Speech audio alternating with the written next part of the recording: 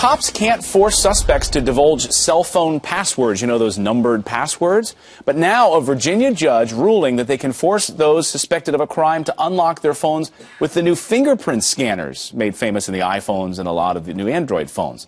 But does this ruling really fall outside of the Fifth Amendment rights? Here for a fair and balanced debate is privacy attorney Eric Crusius and attorney Lisa Giovanazzo. Nice to see both of you this morning. Nice to see you. All right, at issue is this idea that, okay, if you have a passcode and you put in the numbers, law enforcement can't touch your phone. They can't have access to it. But with the fingerprints, they're allowed now under Virginia law to just say, hey, put your finger up to your phone. We want to see what's in your phone. How can they do that? Right. Well, courts have held that this is consistent with taking your blood, taking your fingerprints at the police station. And I think this is another example where technology is way ahead of the law. We have to wait and see what the legislator is going to do. But I think that technology is moving so fast that our legislators just can't keep up with it, and it allows these things to happen, these anomalies. How does this not violate the Fifth Amendment, the right of not incriminating yourself? Here, take your cell phone and use your fingerprint. We want to see what's on your phone, suspect. You know, it's that small area, but you have to realize that courts have ruled it's not testimonial. It's not about what you know, like a passcode. It's about who you are. It's a biometric. It's part of your DNA.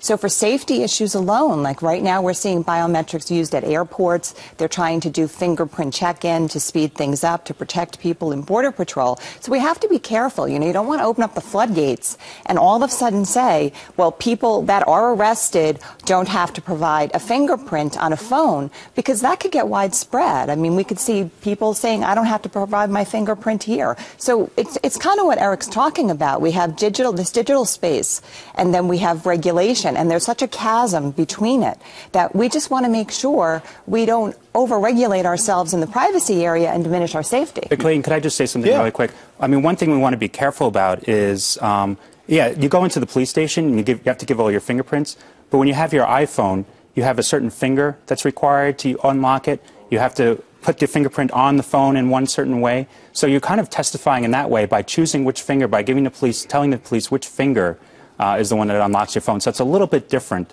than just going into the police station and giving all your fingerprints. But the police have always had the ability to take fingerprints. I mean, it's an area that we need for safety, and I think that we don't want law enforcement to all of a sudden feel like fingerprints are protected. And we're going into an area where facial recognition is going to be on the phone in a couple of years. And then voice. And then it just won't stop. I mean, you have one thing after another. But beyond the mechanism of getting into these devices, the idea that this is my personal information, this is my personal computer we're carrying on us. Yes, it's a phone. We shouldn't even call them phones anymore, because who's even using them to make phone calls anymore? We have all of our data, we have birth records, we have all sorts of things we keep on these personal devices. How can the police department just say, here's your fingerprint, I want access to all of that right now? Don't they need a warrant for that? They need a warrant, and over the summer the Supreme Court came out and they said that you must get a warrant to access the data on the phone, but there are always exceptions. And in the instant case, we're talking about a case where a man allegedly killed his girlfriend, and they believe there's video on the phone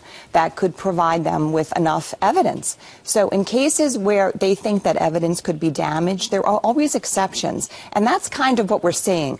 The facts of this case, I don't think that we know if there was a warrant. I don't know if Eric knows, but the fact of the matter is that you want law enforcement to always have the ability to catch a criminal. And that's the thing. I mean, that's the thing. You don't want to overregulate certain Where does it stop? Thanks. Where does it stop? I mean, especially, she was talking about facial recognition. Right. You know, you use fingerprints to open your house, open your car, everything like that that's happening. That'll give the police unfettered access. But we have to be very careful about it. Laws are so far behind technology, Yes. and they're going to continue to be. Great to see both of you this morning. Thank you. Interesting Thank debate. you.